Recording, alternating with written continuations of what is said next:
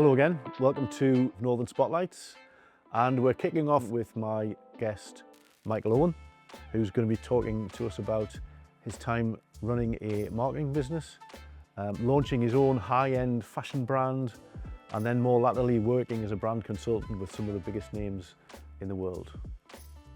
So yeah, I'm a guy who's run businesses in the Northeast for many years, maybe 30. So I guess that's the thrust of what we're talking about today. But yes, I'm running 2 or 3 businesses at the moment. And based on whatever you ask me, I'll tell you whatever you want. Good to hear it. So often with our guests, we spend weeks, months going back and forward, schmoozing them a bit sometimes. Yeah. But in this case, was it last week? Yeah. You put something on LinkedIn, I responded to it. Yeah. I said, "Do you fancy doing a podcast?" You said, "Yeah." Yeah. And here we are. I get the impression I quite like working that way as well. But you seem to work just jumping on things. Yeah, I mean, it's happened before with us, which we'll get to, I'm sure. This kind of spontaneous, shall we try this and see what happens kind of thing. But yeah, I'm big on asking, I suppose. I was talking about it to someone just today who was much younger than me. I said, "Remember Morrissey?" Which wasn't a good start because they said no.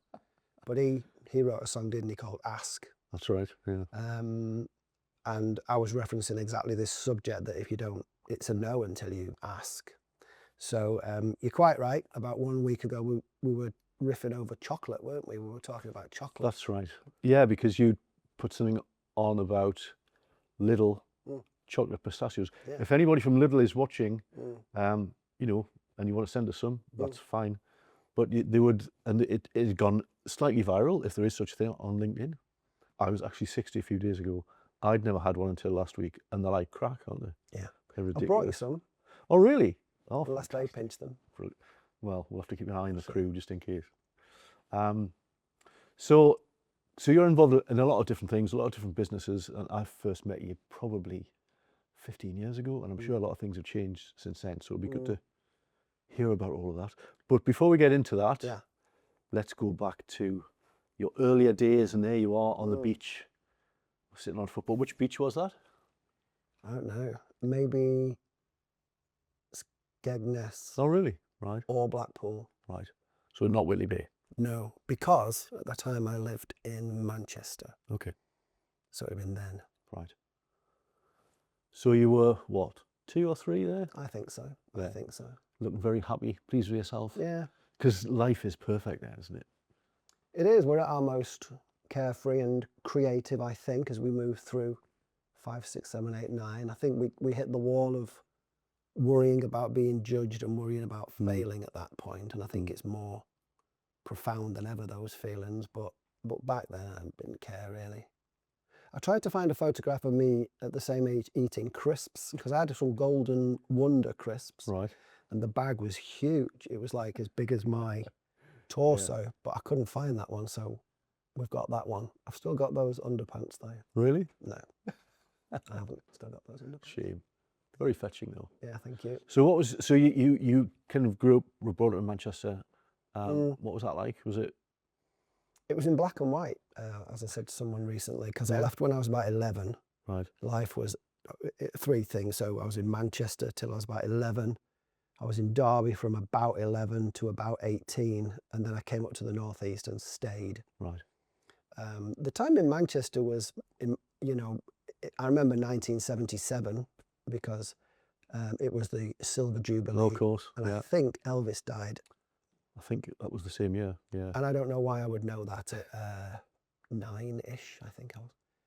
Yeah, but those are the 2 things that stick on my mind for then. But it's kind of a semi-serious observation when I suggest that it was black and white, because it seemed such a long time ago. Yeah. And I have an 8-year-old daughter now, so I'm an older dad, if you do the sums. And she asked me about my childhood, and I can't remember a lot of it. The Manchester bit was all right. The Derby bit was largely unpleasant, so I think I've chosen to forget lots of that. And then I'm now up here. But the reason I reference Isabel, who's my 8-year-old daughter, is because she and I will probably go back to Manchester to see if what was there is still there. Yeah. Because I still remember And I don't know why maybe this happens to you, but I still remember the address, of course, of where I was born. But I also remember the number plate of my mum's car that she had then. I mean, I can't remember what I did this time last week, apart from speak to you. But I do remember that it was 9166 LG. Right. And I also remember she tried to sell it to Larry Grayson. Really? Right. Which I've just remembered as I was telling you the thing, because of the LG bit. But he wrote back and said no. Oh, I see. Oh, she was touting for his... She was. We didn't have a lot of money. So she was, you know, it's not a great personal number plate, is it? You just got the LG on the end. But she did try and do that. Which sounds like the kind of thing you would do, if I Well, might say so. maybe that comes from her. Yeah, quite possibly. But she had a go, but didn't succeed. It was a Ford Anglia. Right, of course, yeah. Did everyone have a Ford Anglia? I think everyone in Britain had a Ford Anglia in the early 70s, yeah. Okay. It was kind of, that was all there was. Yeah, okay. So what was it that brought you up to the northeast? To study, Right. as a lot of people do. My art teacher, to kind of skip back a tiny bit, was one of my first dads, because I didn't have a dad. Right. So I used to pick people to be my dad. Okay. And I've done that all my life, really. And so my art teacher, Mr. Rice, said, if you want to get away, go north. Really? And yeah, and I had to work. Not go south, young man, go north. No, I don't know why. He was a Scouser. Right. I don't know if that's relevant to any point I'm trying to make, but he was a very down-to-earth, straight-talking, simple kind of guy. He didn't know he was my dad. You know, you do know he wasn't. Yeah, yeah. But in some ways, yeah. Yeah, because I had to look for dads because I didn't really have one. Mm. So yeah, just skipping back slightly, just before I was at the point where he knew I wasn't happy at home in Derby, Manchester, Derby, Newcastle. So he just said, go north, just get away. So I did. And there was even no rationale to the course I chose. It was called three-dimensional design craftsmanship, which I thought, I wasn't that good at having girlfriends back then, but I thought that sounds kind of cool. It does sound pretty cool. Yeah. Back then it did. I don't know if it does now. You've perhaps been very kind to me, but that was so the rationale of where I went, my art teacher said go north. I'm only telling you this because there was no plan. It was just that. Yeah. And worse than that, I was a bit late, so I had to work out where I wanted to go and put it second, because I think I'd missed the first intake. Right. So by luck, I ended up in Newcastle doing three-dimensional design craftsmanship, which is a degree, and that's how I ended up here. It's funny, some of those things, because I had a similar situation. I ended up studying in Liverpool, which wasn't my choice at all, through quite a strange route. But at the time, you think, how did that happen? But then you look back and you think, well, I wouldn't change it, because that was absolutely, yeah. You know, that was the right thing. And I'm assuming that's the same for you. Oh yeah, I mean, I have zero regrets,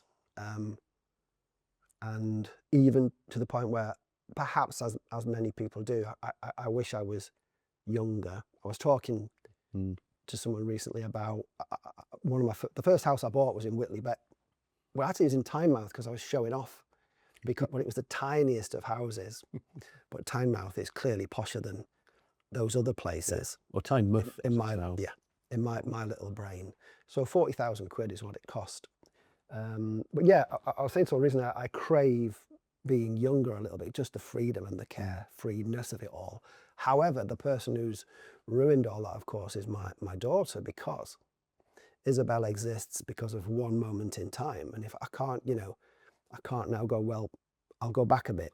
You know, if someone said, well, actually, I'm your fairy godmother, we can send you back. Yeah. Then Isabel wouldn't it? So that's screwed now. That can't happen. A dream. That as a notion was something I was talking to someone about, again, just not so long ago, but I think that happened, which I guess must mean I'm as happy as I could be exactly where I am, and I think that's probably quite true. It's a good thing to be. Yeah. So you presumably you found out what 3D craftsmanship involved and enjoyed it? Yeah, I was very lazy for 2 years. Nearly got... Unlike most students who work really hard the whole time. I was a bit of a joker because I was super skinny and frightened of bigger people. Right. So I used to try and be funny to protect myself, and I never got battered, so that worked okay. But for the first couple of years, I mucked about a bit, I was mucked about a bit too much in year 2 because I nearly got kicked off from a Barcelona trip. I can't remember what I did, but they weren't pleased. And then I worked quite hard towards the end of the 3rd year. But I do have a recurring dream that I have to get, because not unsurprisingly, you're making things on that degree. And I think in my head, I'm thinking you've got to have 3 finished pieces. Right. And I occasionally will have a dream where I go, how many have I done? Have I done 1? Have I done 2? How can I finish it? So I'll occasionally get quite panicky for not doing something I should have done when I was 20, or however old I was. But I don't know why that is. But yeah, it was an okay time, but I was always a bit last minute and kind of got away with it. I ended up with a very ordinary degree. And then yeah, just did something else, but it was okay. It was all right. I was happy enough. Yeah, I was happy enough. So what was the first, because we got a picture here, is this your first kind of, the first time you were sort of in business or doing something useful? Shall we say? First thing I did when I left university, first thing was sell Sky Telly door to door. Oh, really? Yeah, which is a terrible thing to do and a terrible thing to be. Did that for 6 months with my friend Keith. And then Keith and I said, let's start a business. And we had a real gut feeling for what marketing was, even though we didn't know what marketing was. Yeah, because you hadn't studied that, presumably. Not at all, no. But we had an understanding of, I don't know, I'll tell you specifically what we did in just a moment. We did that for a couple of years and we kept winning awards. And one of the places that gave us an award was Livewire, which was run by Project Northeast. And you'll know of this background, of course, Project Northeast and Entrust. This was my first job at Project Northeast, because that business lasted a couple of years. We turned over 36,000 quid, so we were never going to be rich. But back then it was some money, but I didn't really understand the difference between, I definitely didn't understand the differences and the nuances of, it's not even nuanced, profit and turnover was just words to me. You know, we just tried to sell stuff. But to answer your question, this was my first job, proper job, for Project Northeast, the company that quite liked me because we won the awards. And actually, as the business was coming towards its end, myself and Keith had enough. I said to Project Northeast, if you want me to come and work with you for a bit, 2 weeks for now, I'll do that. And I was working on a project which was developing an economic development strategy for Darlington. I didn't know what one was really, but it's the nature of, yeah, let's just give it a go. I can give you a hand with that, no problem. I was doing some research, but that was working at Project Northeast. It was the biggest enterprise agency in the Northeast at the time. That's Maureen Webster, who is the mum of someone I spoke to just today, Sarah Hall, who is now Sarah Waddington. Perhaps the best PR person that I've ever met. But yeah, it's nice to join the dots. Maureen's still around, living in France. And Sarah's going to send her that picture today and say, remember him. And I was giving her money, by the way, she wasn't giving me money. Oh, I see, right. The princely sum of about 300 quid, you can just about make it out on there. Maureen had a business called Phoenix Interior Design, which was based in North Shields. 30 odd years ago. But it seems like, or does it seem like yesterday, or does it seem like 30 years? It all seems like yesterday, really. You're asking me questions which I'm kind of going into a box and plucking out, and I'm saying words I've not said for many years, but most of the things you asked me, I think, will still be in there somewhere. So you were there for how long? I was at Project Northeast probably for 3 or 4 years.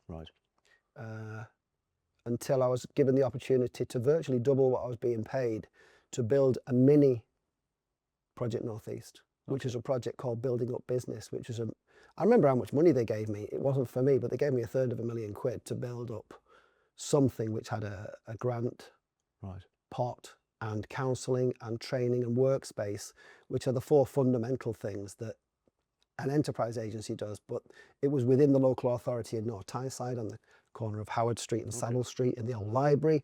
And they said, just build this project. So I built that project for 2 years. And then after that, I ended up at Southern University. I may be skipping ahead of the question you've asked me. It just gets kind of unraveling. And again, I was on a project which paid me quite well. It was back then it was a lot of money, but I wasn't really doing much, and that was bad for me. Mm. It was great for I think 2 or 3 or 4 months, but then I remember vividly I got a bit physically poorly, anxious, and I didn't have an ulcer, but a doctor said you will perhaps maybe one of these days develop an ulcer because you're proper worried. And what I was worried about was being quite rubbish and ordinary at what I was doing. I decorated my house, but I was still getting lots of accolades because I'm not really a skivey kind of guy. I'm the opposite. I kind of desperately want to be doing, I desperately want to be adding value and being useful without sounding, I just am. But I was being paid a fair whack, 40-odd thousand quid, I think, back then, and wasn't doing much. And I had to leave, weirdest sentence perhaps, because they were paying me too much for too little. Yeah. Because it was making me a bit Yeah. ill. Someone I bumped into in the role at the University of Sunderland was a guy called Phelim Kavlan, who's the tallest, Irishest, is that a word? It is now. Okay, tallest, Irishest web developer I ever met. And he was in office, a big office, and I was helping him a little bit. And it was a big office, little desk in the corner, and he was fantastic at in the very, very early days of designing and building websites, but he couldn't market the company. Right. So I said to him, what about if I leave the university? I come in as I think I said a 51% shareholder, a senior partner where I owned a little bit more than of the company than he did, to try and go from 30 or 40,000 pounds turnover to escalate as far as we possibly could. And from that little, shall we try this, Phelim, we kind of got along. He was a bit scared. As I say, turned over 30 or 40,000 quid. I said, look, let's try and do this together.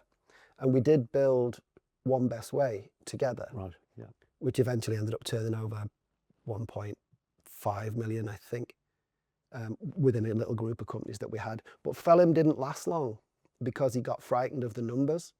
Really? Because after about 3 years of One Best Way, it was his and mine. We were based in Concert. Then we moved to Newcastle. We moved all over the place. We owed on the balance sheet, we owed about I remember the figure, 17,000 something. And his life was a total opposite of mine. I was just a young lad we were a very similar age, by the way, early 20s, but he had 2 kids, married, and I was just me. And a little more carefree than him. And he got frightened by the numbers. I said, well, if you want, I'll have all the debt, you just go. I didn't want him to really, Yeah. but he was frightened of big moves and I wasn't. So he said, yeah, cool, I'll do that then. And I went, oh my God, so I've got to do this by myself now. And there were 3 or 4 of us at the time, not many. The ratios, by the way, were okay. I guess we turned over a few 100,000, let's say 200,000 or 300,000 quid. So to owe that much, all things considered, it's kind of okay. The ratios aren't too horrid. Well, Phelim could only see that. He's a great guy, by the way, and we were in touch a few years after. I hope he's doing okay. I can't remember where he ended up, but yeah. Do you think that's a limiting factor in some businesses, that they get to a certain level and get scared of getting bigger and just keep things where they are, whereas other people are really going for it? Yeah, and in my personal experience, I would suggest there are phases, because I got to 30 odd people and $1.5 million, let's say, and I wasn't very good at running a business like that.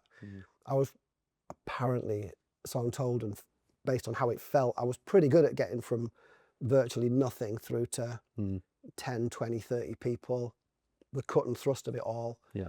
But after something teen years, 10 to 15 years, because that's how long One Best Way plus 3 other businesses that I bolted onto them, that's how long they lasted. 15-ish years before I suddenly said, look, I've had enough of this. I wasn't very good. I put in a middle management team, 1 or 2 of whom weren't good enough probably, and I wasn't brave enough. I think I admitted this quite recently, that I wasn't really brave enough to stop. So I kind of sabotaged it a little bit, and I definitely put a couple of people in who weren't up to it, or I certainly didn't support them in the way that a good person should have done. I should have been better. And then when it went, when one bit of it went wrong, I went, oh, not quite look how rubbish you are then, but I know I didn't support them as much as I should have done. And then around that time, so about 13 or 14 years in, I decided to slow over 6 months to ramp it down, help people to get jobs if I could. But when a person does that, at the time I felt like the devil. I felt like an awful person because I was taking people's jobs away. But in this short life of ours, I think if you want to change a thing, you should change the thing. Yeah. But at that time, however old I was, 40 something, I felt bad. Yeah. Like a bad person. Yeah. Well, that must have been a good time to be in marketing and web development and all that kind of stuff. Quite a lot of changes, a lot of things going on. Yeah, it was a vibrant time, and I've seen some big changes in how Northeast agencies work. I'll tell you something, I've always been a creative kind of guy, but I didn't really understand marketing effectiveness for perhaps the first 10 years of the business. And I certainly didn't understand brand, world-class brand and world-class marketing until one or two people came through the business and were at my side, and I learned from them, former Saatchi's people. Right. And Mark Tinian, who was a co-director, wonderfully clever and instinctively a genius, I would suggest, with brand, who gelled perfectly with Les, who was the former head of strategy at former head of planning and strategy at Saatchi's in 3 countries, so a very, very senior man. And I basically I was the MD of 4 companies at the time, and when Les came in, he was on a high day rate and we just would charge him out, but he was part of our team, but he wouldn't use a computer. So for 7 years, this is a conscious decision, I chose to become his kind of secretary, and he'd give me all the handwritten notes from meetings with some, we worked for Virgin Money and Sage Software, etc., the big names in the Northeast. And I basically learned to be a blend of Mark, the brand director, and Les, who at the time was around our age now. So he had a lot of years experience behind him. So for 7-ish years, I became his scribe, his kind of secretary type person, and I just learned so much. Absolutely. And now I'm very confident, and I'm quite an insecure person, so I like to learn things so I can defend. If someone goes, actually, you're quite rubbish, aren't you? This imposter syndrome type thing. Like, well, hang on, I've read a bit and I've worked with these people and I've done these things. So I spent a lot of time, and that brings me, I left the industry because I'd had enough, but I've been brought back to I spend some of my time, about half my time a week, being an independent person doing what the agencies used to do. Right. But I'm going on a bit, but the path of how I got to where I am was wiggly. As it always is. I mean, well, certainly in terms of the guests that we've had on here, no one has had a direct path. I'm not sure such a thing exists, or would you even want it to be? I don't think I'd want it to be, because I get bored very, very easily. I like risk. I need certainty and uncertainty, but in the right proportions. I think so, yeah. And it's always a little bit more uncertainty than certainty, I think. Because if it was, if you said, actually, Mike, I've got a book here, which if you read it, it tells you exactly, 10 grand for the book. It tells you exactly what to do over the next 3 or 4 years to become a millionaire, or to go from zero. I'm not really very interested in rolling out existing formula. And that's the truth. I would much rather find it out for myself, the good and the bad. And I have done many terrible things in business, which are just it's nonsense, really. But you know what? In my later life, if this is my later life, well, it is my later life. I'll stop being in denial. I'm making some good decisions as a general rule. And it's because life hasn't slowed down, but I have. And I was thinking that as I sat down with you today, because I was thinking, I wonder if I talk really quickly like I normally do. And I am, I think. But to go back to the point just 10 seconds ago, I've slowed down a bit, but life hasn't. And I think I'm kind of happy about that. So I'm busy. I like what I'm doing, most of it, not all of it. And I'm a little more measured in the way I do things, which I quite like. I've started talking more slowly now to echo what I'm saying. That sounds like a good plan. So when you were kind of secretly or subconsciously winding down, did you know what was coming next, or you just knew you didn't want to do that? Something happened. So one of the most senior and cleverest people in the company said, look, I've been offered, if you include the bonuses that they're going to give me, it'll double what I'm going to be paid here. So like if my girlfriend was going to leave me when I was 20, or I go, well, I'll pay you the double thing, you know, or I'll change, as I did with many ago. It never worked, of course, because it never does. So immediately as Mark was going to leave, I said, look, we'll pay you that. But then a day or so later, I said, actually, it'd be completely wrong for us to do that, and wrong for you, because you should go. And this is what happened. I thought, can I be arsed building that again? And I thought, no, I can't be arsed. I felt like I've run around that track once. I don't want to do it again. So that was the moment I thought, I'm going to dismantle this as quickly, if I'm honest, and as painlessly as possible for me and the other people in the business. Not in that order, you know, for all of us. With hindsight, I should have put an MD in, because I wasn't right in my head. I should have just, and I know who the MD would have been. He was already in the business. I should have said, look, I'm going to become distant, but you can do this. I would have shifted the business model a little bit, and I know what I should have done, but I can think more clearly now. Back then it was just heavy. I knew what I wanted to do next. I wanted to set up a coffee shop, because you can see coffee and you can smell it and you can taste it. And for 15 years, I've been selling things that you can neither. The best stuff that I ever sold was the consultancy, the cleverness, the wisdom. It wasn't the websites, they're just channels. I loved I suppose even the consultancy is I don't like the word consultancy. I loved helping businesses, and I was very good at that towards the end. I wasn't at the beginning. I said earlier, for the first 10 years, I just wasn't. But then I became really quite good at understanding strategically the best thing that businesses should do. Because you need to have gone through some of that yourself, don't you, to actually get that knowledge? Yeah. But the reason I wanted to start up a coffee shop wasn't because I wanted to start up a coffee shop. It's because I wanted to start a company that sold a thing that you could see and smell and feel, because I thought, am I kind of are all of us in marketing kind of snake oil is just selling stuff? Yeah. Many are. You can press me on that anytime. But to answer your question, I wanted to do something which was business to consumer.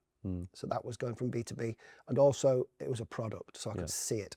So because after all, you had done a degree in Yeah. making physical things, haven't you? Absolutely. So I set up a clothing brand called Always Wear Red, which ran for 7 years. I decided on the 14th of February, Valentine's Day 2016, I think, that I would start this company up, and I told my little social media following that exactly 1 year later, on the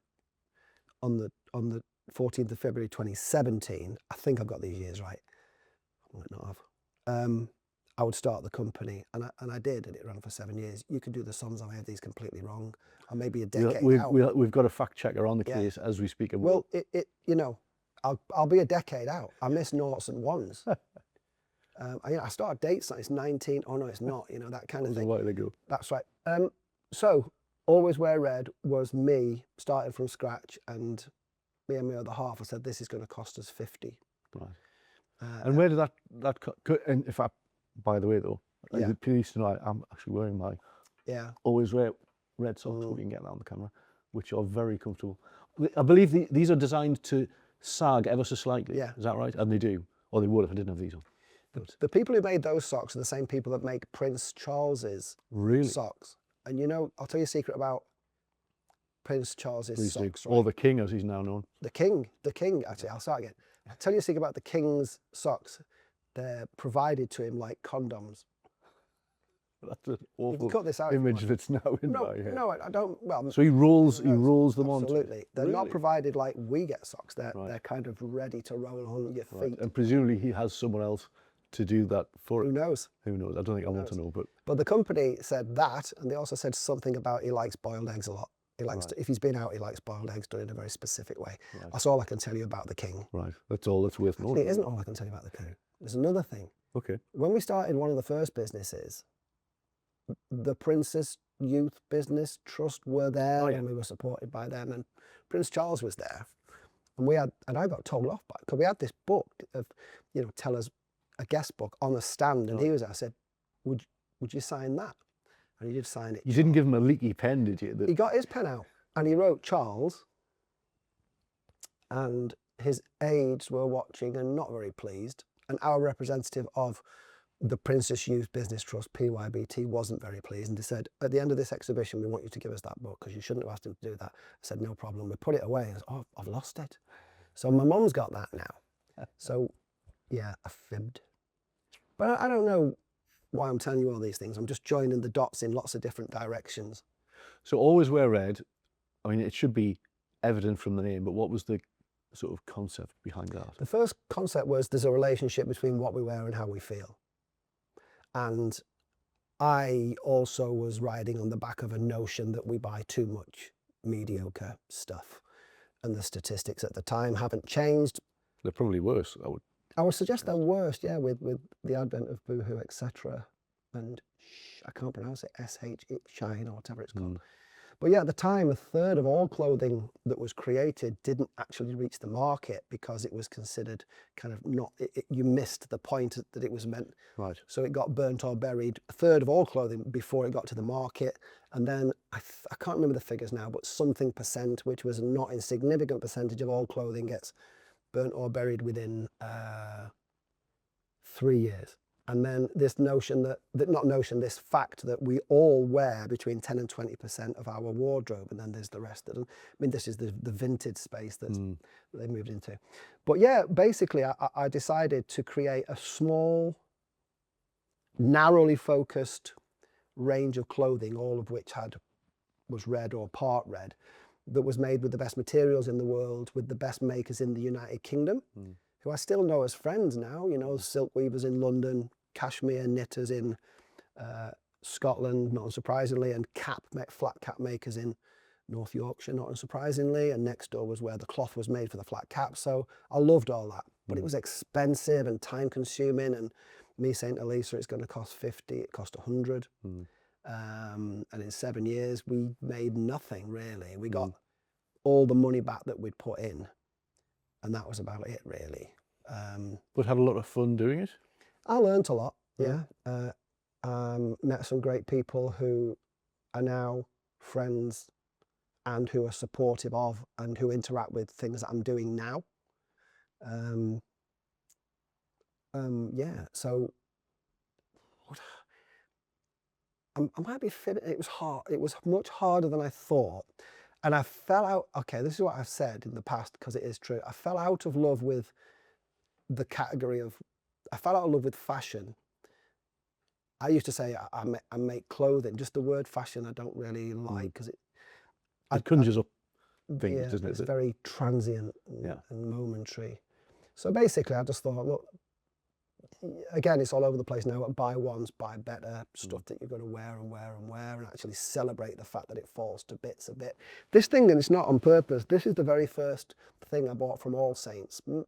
It must have been 30 years ago. I'm lucky enough to know the guy who set up All Saints now. He sold it and was quite sad with how everything went, but I learned bits from him. I learned bits from Nigel Cabourn, you know. Nigel Cabourn up here, who you know of course, was good enough to say, I mean, we made leather stuff as well, and Nigel made leather stuff. He just said, here's my supply chain, so I just used his supply chain.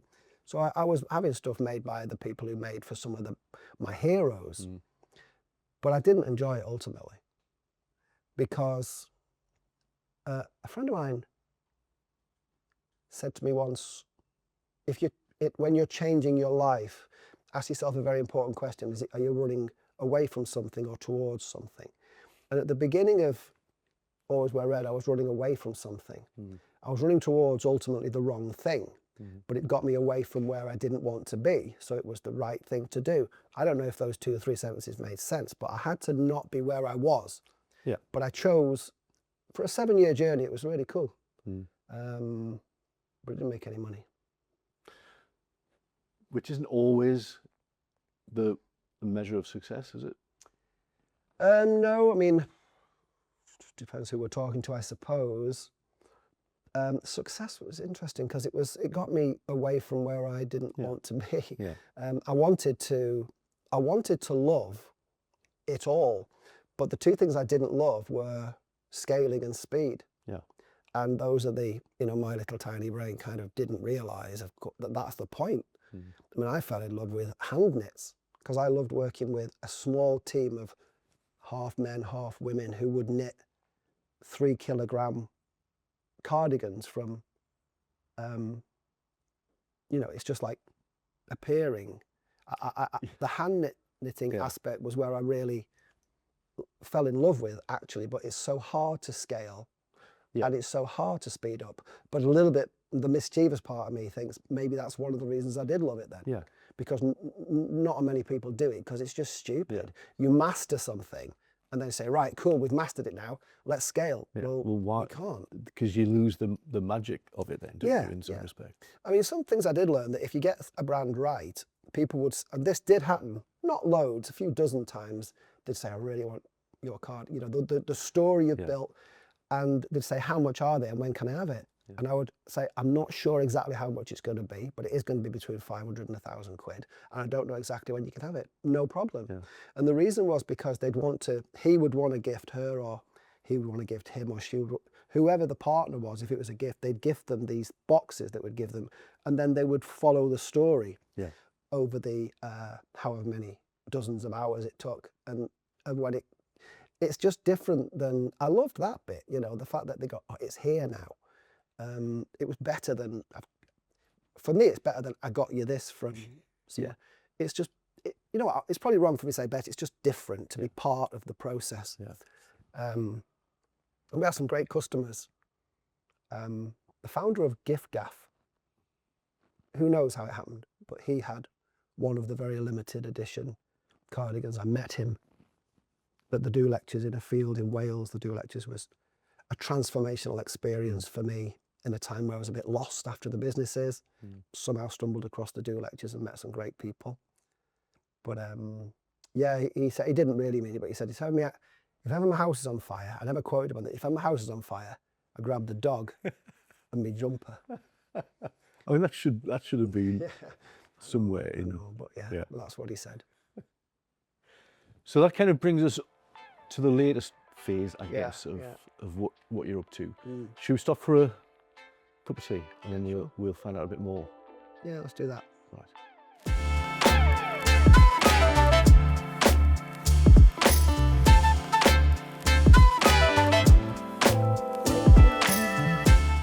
So welcome back, and as is always the case, my guest has chosen his favourite biscuit, which in this case is the good old bourbon cream, the biscuit of champions. I'll tell you why. Please, tell you what, I'm going to take one, and while you're telling us why, I'm going to... Thank you. But yes, we love to know the story behind the biscuit. It's not a great story. Well, for me, it is a symbol of... The viewers will judge. Well, it was a symbol of rebellion because I could do this. I wasn't allowed to do this at home. But also, the most I could have at home was 4. Right. So, of course, that fucking whole packet, you know what I mean? As soon as I could, just eat a whole packet. So it's just a symbol of, it was one of the first things I did when I went to university, I think, just bought a packet of bourbons, or many packets, probably just ate the lot. Yeah. But also splitting them. Yeah. Because my mum would go, don't do that. Yeah. That's all. Yeah, because there was there was little bits of joy that come from a simple thing, isn't it? That. Yeah, I think also because they're not that expensive, and we didn't have much money when I was little. They were there, but there were rules. I don't like the rules. So there you go. It's my bourbon biscuit story. Rebellion. The symbol of rebellion. Absolutely.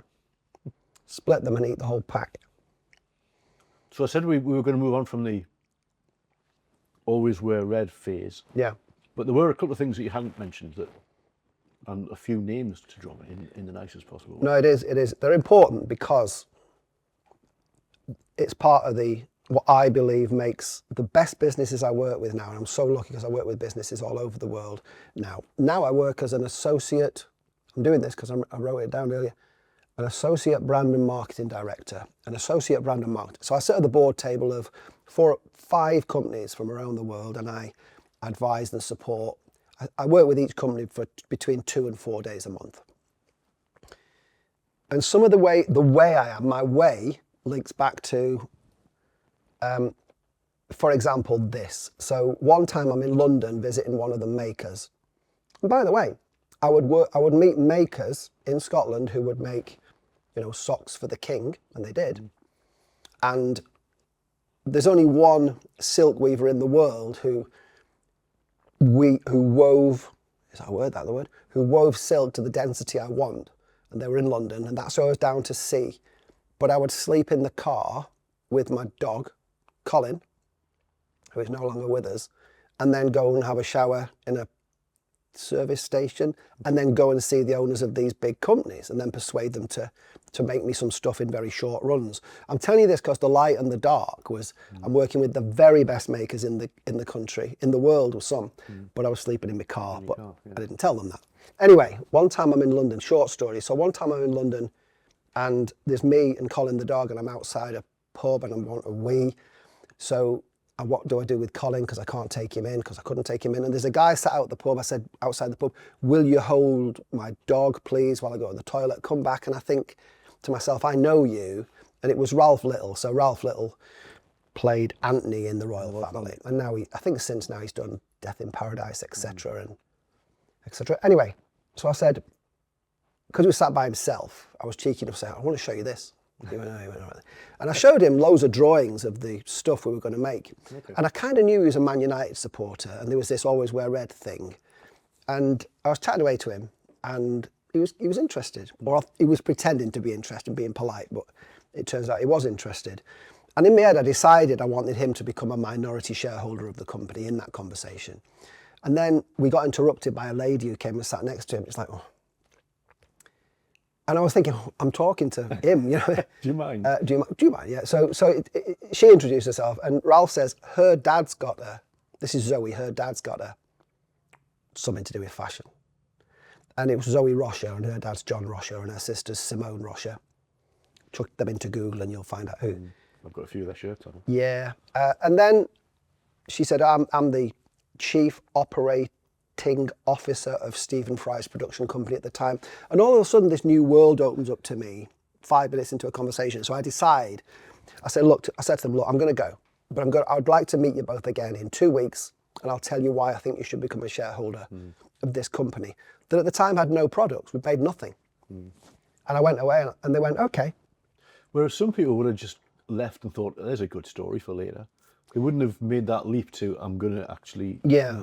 I mean, I said, look, I went back to there was a 10% each, just gifted to access your world and help me to think. And of course, Zoe was hugely, and still is, of course, so clever. And they did end up as shareholders for a while.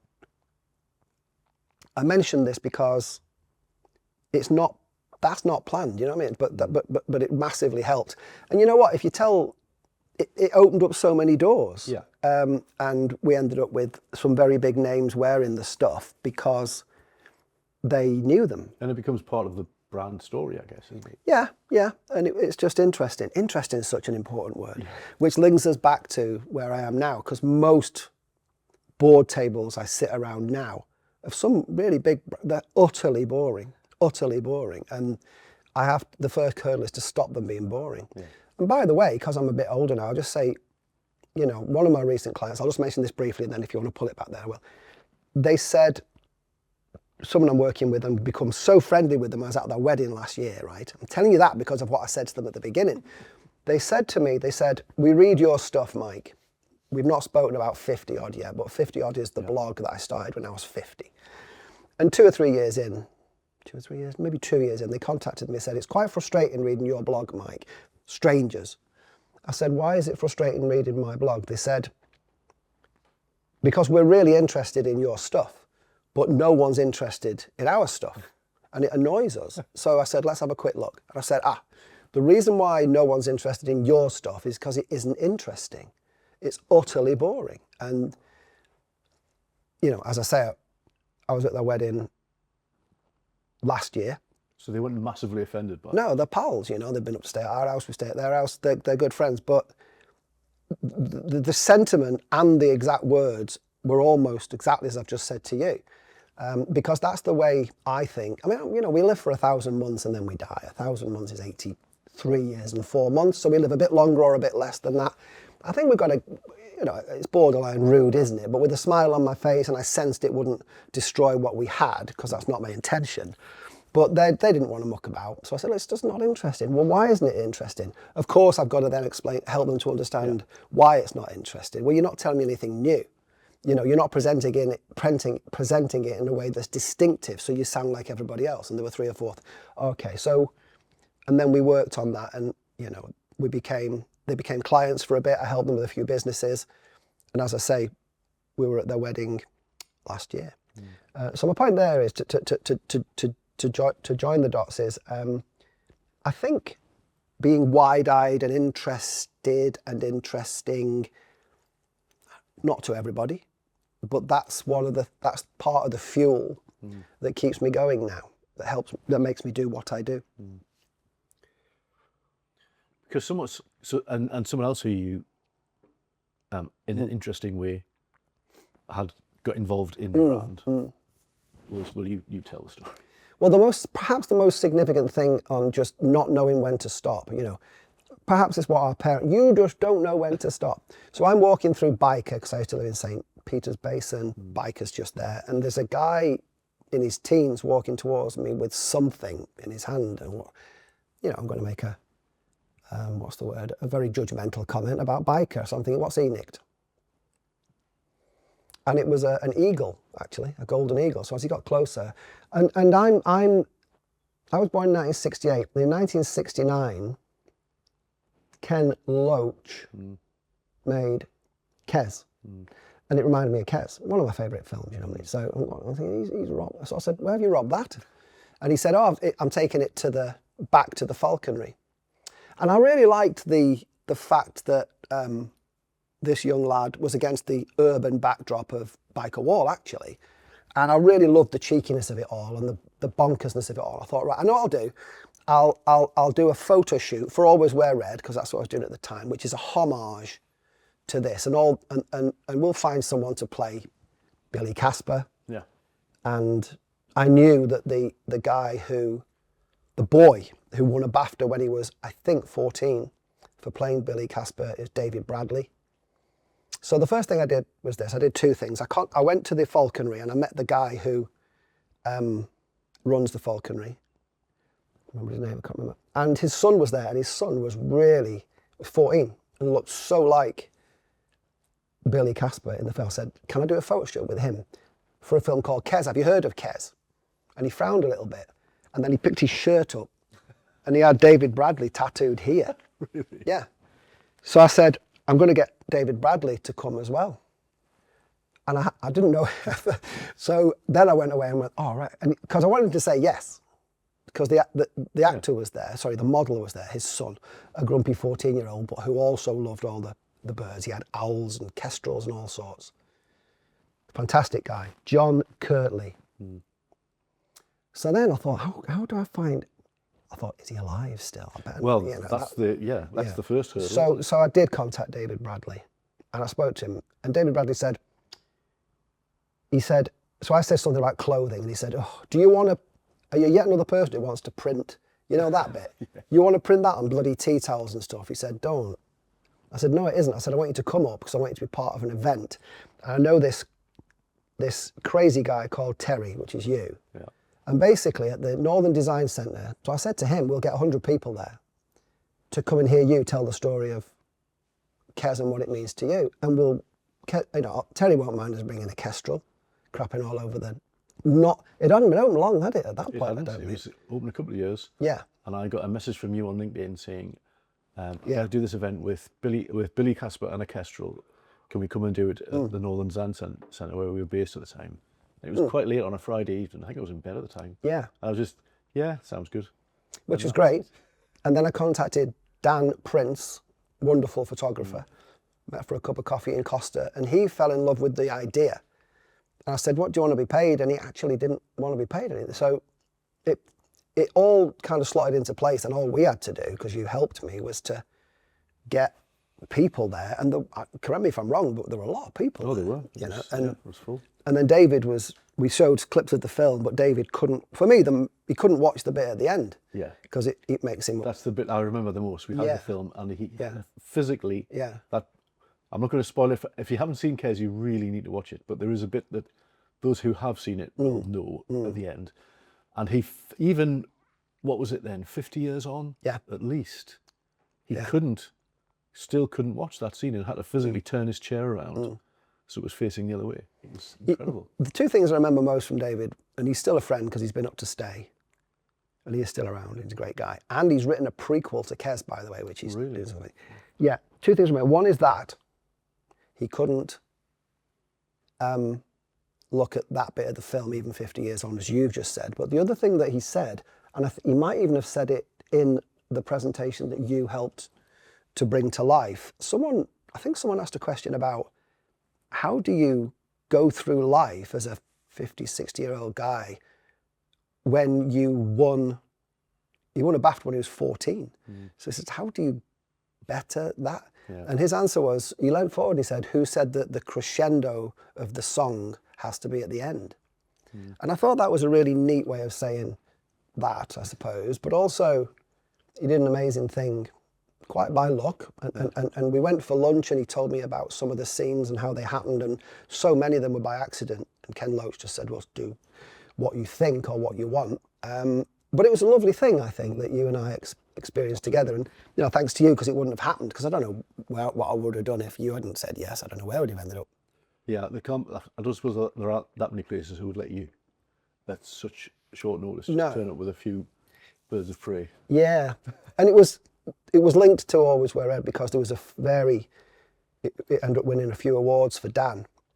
Photo shoot, which was a homage of the film. 50 years earlier, you're right, it was almost exactly 50 years earlier. So it's just neat. But of course, you don't plan it, you just roll the dice and see what happens. Yeah. So yeah, that was nice. So then, so you kind of wound that company up. Yeah. And so now you're working as you say, as a brand consultant for a number of big brands who you would assume are pretty good at branding themselves anyway, but clearly you bring something. What is it you bring, do you think, that they don't have or don't have? It's most of the time I'm talking about the difference between differentiation and distinctiveness. The fact that what's the change that you are uniquely trying to make as a company? So I'll say that again because it's quite important. What is the change that you are uniquely trying to make as a company? And often I get blank faces. So that's the differentiation bit, which is an overused word. So I turn it into language, which is what is the change that only you can make. And most companies go, well, we're just trying to flog stuff. I say, well, that's why you're struggling, because that's why you're competing on price, because your story's crap, or you haven't got a story. You're just not telling the story properly. And the second bit is distinctiveness. So you don't sound different to anybody, so you're not going to stand out. You're not going to appear. No one's going to catch you out of the corner of their eye. So whatever your story is, even if you did have one, they're not going to hear it. So I talk about noticed, remembered, chosen. A bit twee, I suppose, but I get companies noticed, remembered, and chosen. And at a fundamental level, the stronger the brand is, the more money the company makes, because the investment in marketing will either stay stable or incline a little bit year on year, but the sales will incline more steeply. So the gap between the two impacts the profitability of the company, because the targets know why to buy. That's the brand piece. And then the marketing strategies and the the other bits and bobs layer on top. And it's really weird when I talk like that. I'm borderline boring myself, really. But these are the fundamental. It's the science of how a business should communicate.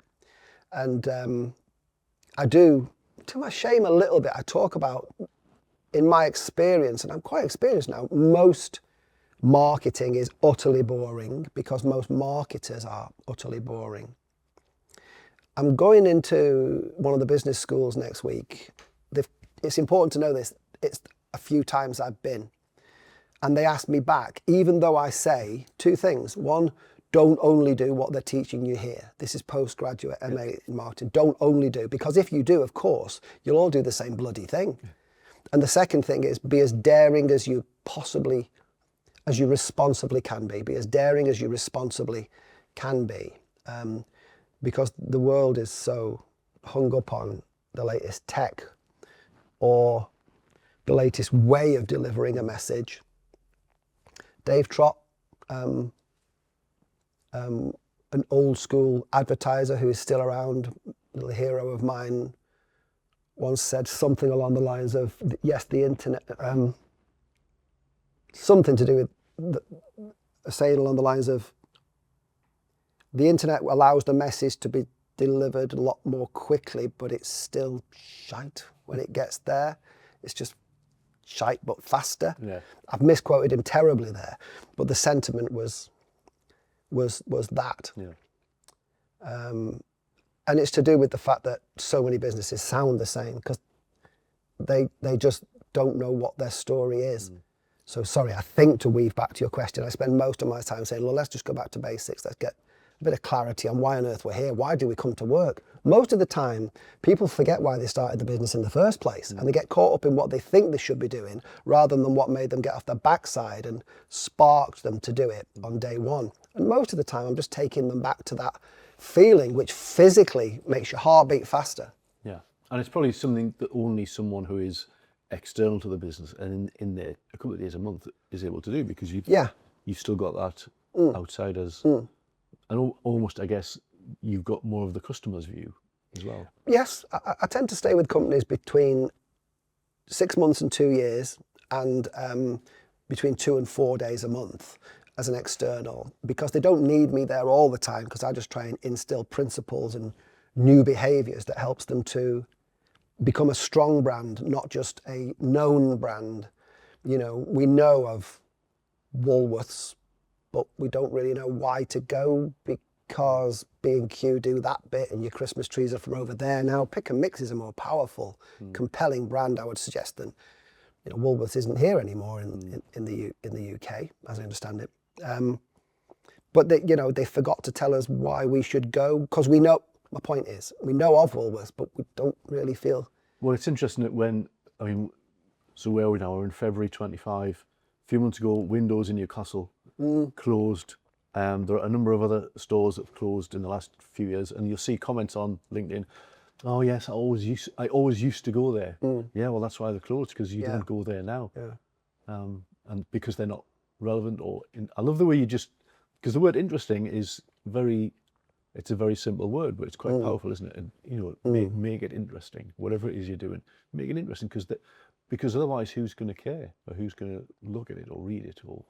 And I think on the subject of caring, for me, the best brands I work with are trying to change something. And in fact, many people argue, including me, if you ain't trying to change something, why are you even in business? What's the point? So all great brands say I think, they're not trying to persuade, which is, please come with us. They're just, for me, I talk about the difference between persuasion and positioning. Their position is, we're making this change. If you believe what we believe and you want to help us to make that change, come on the journey with us. So they're actually facing that way. So we follow them rather than bombarding us with persuasive messages. I understand that there's a place for both approaches, but I would much rather position than persuade, because it's more heartfelt, and you get fans and communities build around brands that are authentically trying to change something, and then it's perfect if it's in a way that only they can. Yeah. But that's the kind of stuff that I'm going on about when I'm sat round. It's hard. I fall out with sales teams a lot because they're quite, as they should be, quite I can't think of another word, slippery, and they want to say this, but really a brand should be focused on the change it's trying to make, so it's just one thing, surrounded by all else. So I do fall out with particularly sales teams.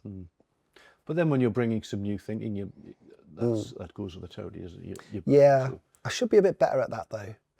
A lot, you know, I worked with a client for 2 years who were great, but I couldn't work out how to. It's happened twice in my career where we couldn't work out.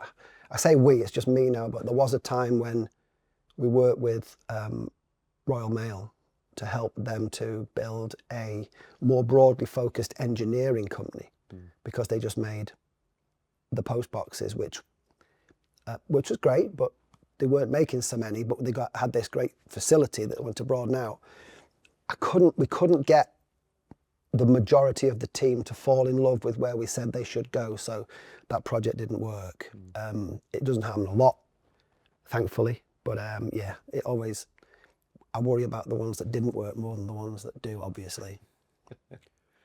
So we couldn't let this occasion of having you here go without having some questions from some of our viewers. But before we come on to those, this is what you said was the highlight of your career. So it's not really to do with your career, but yeah, it's interesting because when Isabel came along, I was 47, 48, something like that. So I'm an older dad, as I mentioned, but nothing really mattered beyond that point. She's been very good for me because everything changed.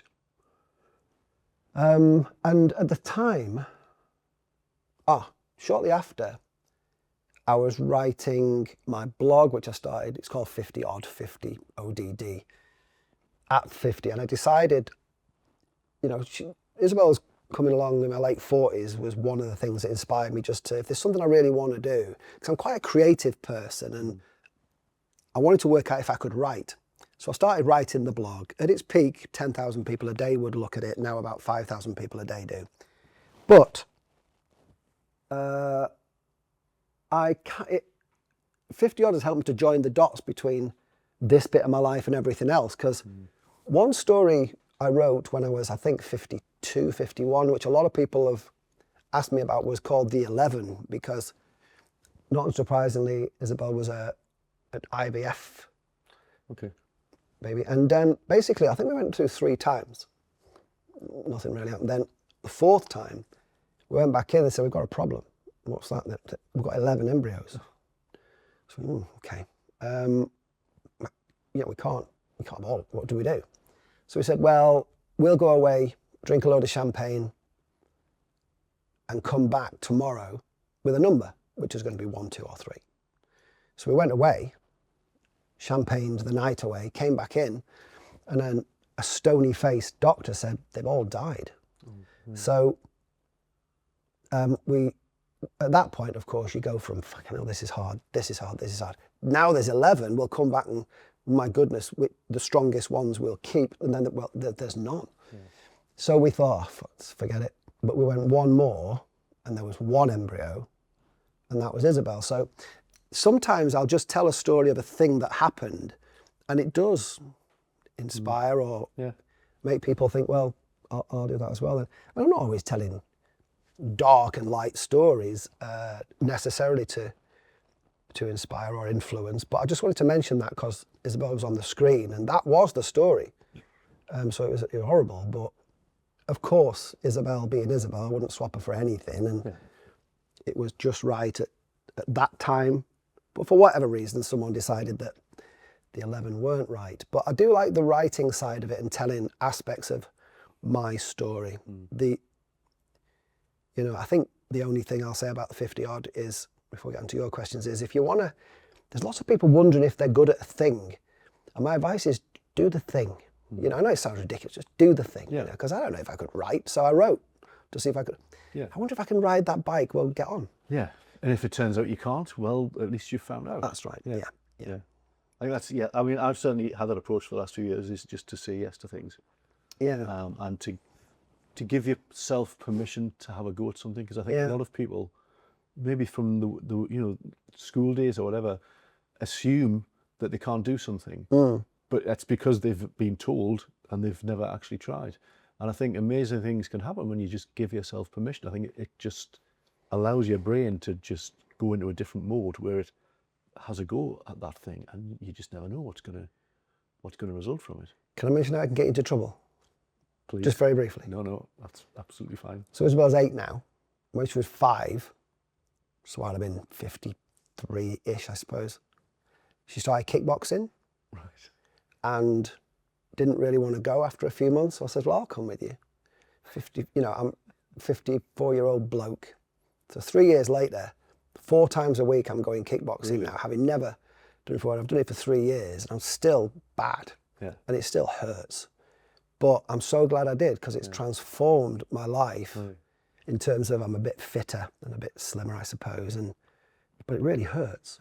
But the thing I said about it is, I think some of the reasons I've not stuck at things in my life is because I thought it was hard, but it's not hard enough. I think sometimes you should try and do something that's so, a 54-year-old, not terribly fit bloke up against 32-year-old second Dan Black. It's not a good look, but 3 years on, it's a bit better.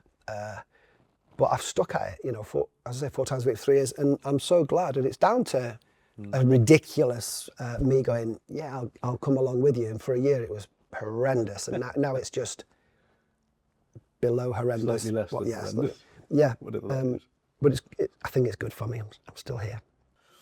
Right, so we've got some questions from our viewers, if you wouldn't mind sharing some of your expertise. So can you share some of the most effective strategies you've developed for creating a cohesive brand identity, and maybe how you can apply these in large and small businesses? Okay, so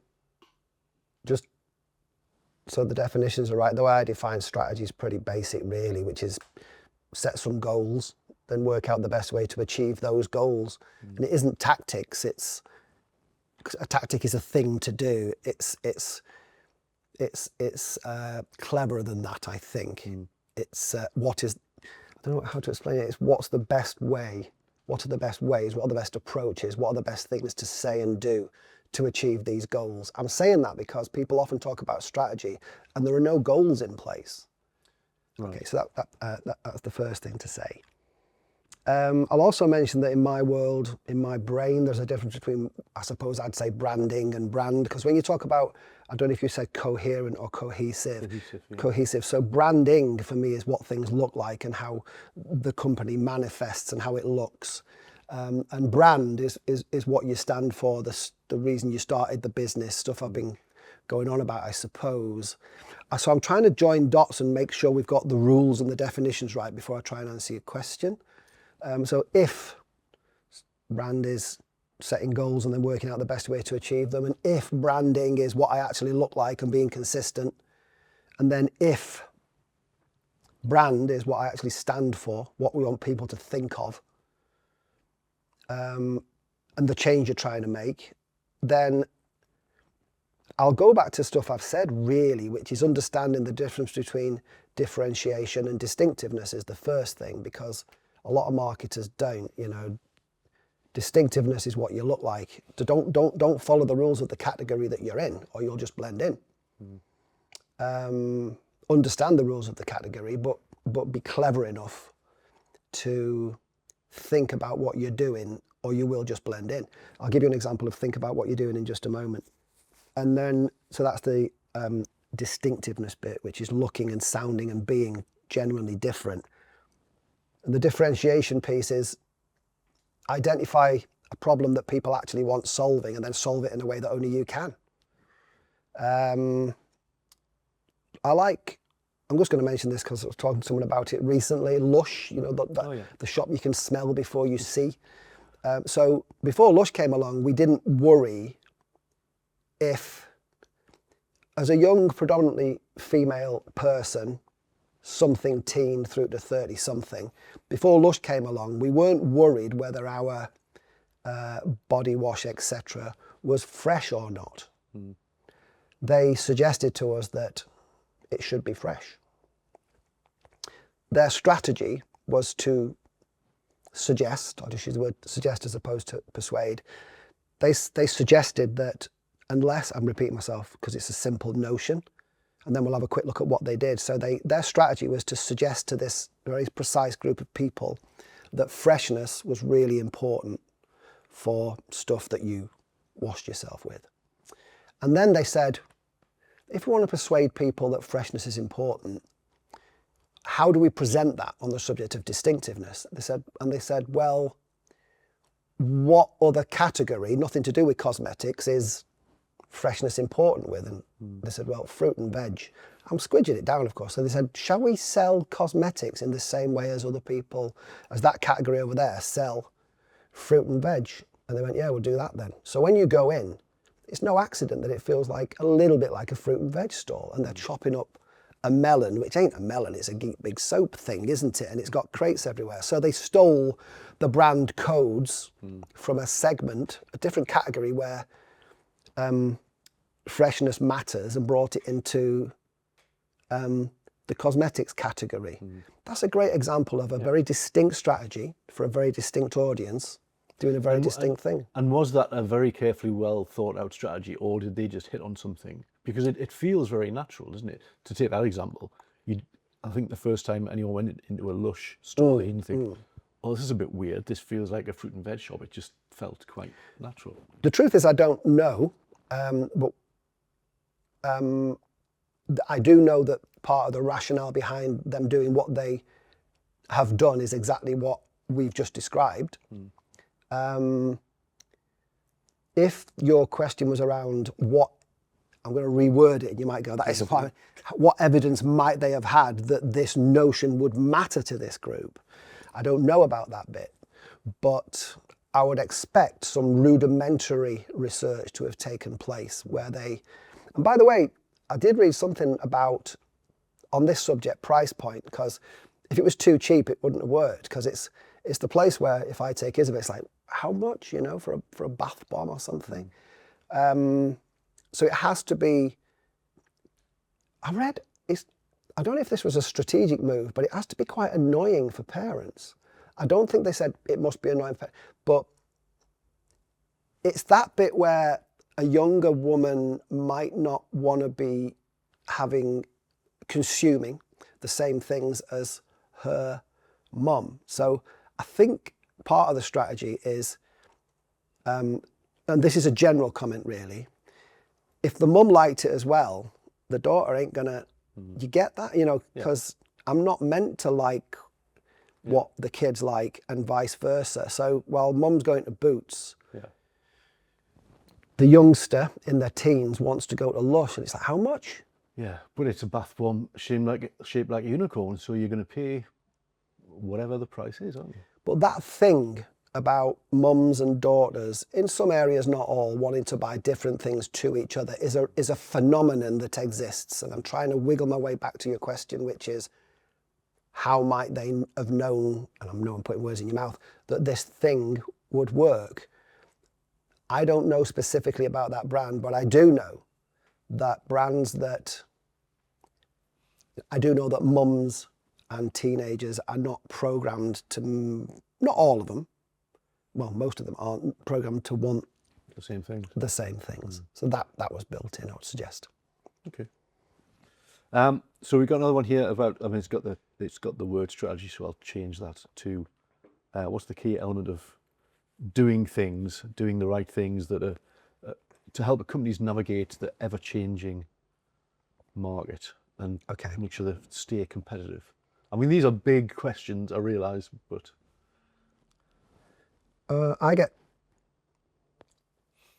bored isn't quite the right word, but I don't get distracted too much by the latest thing, even AI, I have to say, because and again, this is very old school advertising, but the medium that never changes is you and me. It's the human. So if you're going back to Bill Bernbach and lots of the heroic, Ogilvy, the advertising guys, and it was normally guys, a few women as well, to the 60s, it was not forgetting that the medium that doesn't change is the human. So it's actually being desirable as an offer and not getting too hung up on how fast or how broadly you can deliver the message, because I often think that we get bogged down in all that. The platform, whether it be TikTok or something else, all of these things are important. But if the message and the fundamental notion, the brand I'm really talking about, isn't, two words, both compelling and motivating. Compelling to me means it gets your attention. Motivating tips me to the point where I actually want to consume it. And I do have to try and help companies to do both of those things, because I've failed if, for example, we get a world that goes, great, I love it, it's quite compelling, it's got my attention, do you want one? No, don't want one. Because something's not quite right. I'm worried if it's going to last a long time. I'm worried if it's going to cost. So you get to being noticed, remembered and chosen most effectively by not forgetting that the human nature, I suppose, that which is most important to your audience, really understanding your audience and what they want. I'm getting a bit boring myself now, but I'm not giving you examples here. I'm just talking about principles, I suppose. Yeah. The last thing I'll mention on this subject, I suppose, is there's a book called Positioning, written by Al Ries and Jack Trout. I think it was written in 1960 something. Most of what people like me natter about is in that book. And a tiny example I'll give you, which when I flick through the book a lot, but in that book, and it was 1960 something, as I was saying, it talks about Prosecco, but it doesn't know it's talking about Prosecco. Back then it was champagne or cava. And it basically said, it gave an example of something that some marketer could do sometime, that if they wanted these posh fizzy drink, because cava was like pretendy, cheap champagne. Yeah. So if they said, wouldn't it be great if someone said, every day is a celebration, that kind of seed that they're planting, every day is for celebrating in this short life of ours, then cava might be able to be repositioned. And then for me, decades later, with the advent of where Prosecco is now, that's what they've done. But the principle existed in that book, and it's there. Many, how many years ago? 70 or something? 60 odd, 70. So yeah, that book, Positioning, talks a lot about fighting for spaces in the mind of the consumer, which is a lot of my work really in brand. Yeah, okay. And then, I mean, what would you must have seen a lot of things done not well. So what would you say are the common mistakes that businesses make when it comes to marketing and the whole brand positioning? Okay, cool. So a common sentence, not these exact words, but very, very close, is owner managers or business leaders saying to me, I don't know what's going wrong, because we understand the category, we know who's leading the category, we do what they do, we understand their tone of voice, and we match it, but we still don't stand out. It's like, well, just let's record that and play it back to yourself. But that sentiment is and I was the same probably as an insecure, young, inexperienced business communicator with my business and other people's businesses. I just thought, get into the ring, just get into the ring and see what happens. That's not good enough, because you do end up a little bit bruised and battered. So to answer your question, everything about understanding the environment with and those with whom you compete is table stakes. Is that what they call it in poker? So it's the start point. You need that to get into the game, but don't expect to win. A bit of luck, a bit of timing, etc. But no, I mean, being truly different is a very powerful thing. So the biggest mistake, coming back to your question, is being surprised that you don't stand out when all you're doing is the same as everybody else in the same space, because it's kind of a self-fulfilling prophecy, really. Being brave in business is a great thing. Taking a few risks, and that's important. A few risks, because some of them will just bomb. Not out. Take a few and see what happens. Which ones work? Yeah. Can you be too different, or the wrong kind of different? Yeah. This is the bit about understanding the environment within which you're operating, really. I just know that being different is hugely powerful. Even down to the colours you might choose to be if we're talking about branding. But I think in all the bits and bobs I've talked about today, brand owning the change is the holy grail of it all. It's if you're not in business to change something, let's see if we can join a few dots. If you're not in business to change something, then why would you? And then if you become to own that change, that's the most powerful place to be. I believe that on a global scale, even though some people fall out with Dyson for various reasons, they still have the largest global market share of the bagless vacuum cleaner as we speak today. And you know that their first 4 words were no loss of suction, so they created the category based on an existing conversation, which was the more I hoover the floor, I mean, I hoover with my Dyson now, you know what I mean? So more I hoover, the bag fills up, well, no loss of suction. Why am I saying this? Because they own the notion of that category, you know, they invented the category, they're the category leader. I think this happens. So if Shark say, we too have no loss of suction, I think we go like a Dyson.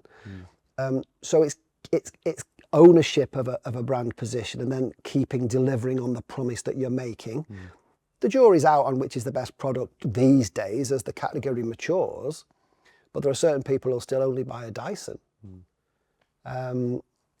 Part of their messaging is world-class engineering as well, and if you go to their website today, the careers bit talks about we're changing this category, and if you want to join us, you better be pretty exceptional. So the dots are joining with them. So I'm rabbiting a bit now, but it's basically having that single ownable notion and then building around it with everything else you do, because make no mistake, if you want to be truly famous for the change you want to make, everything you do or say is either brand additive or brand dilutive. It makes your brand stronger or weaker. So you have to be conscious of everything you're doing.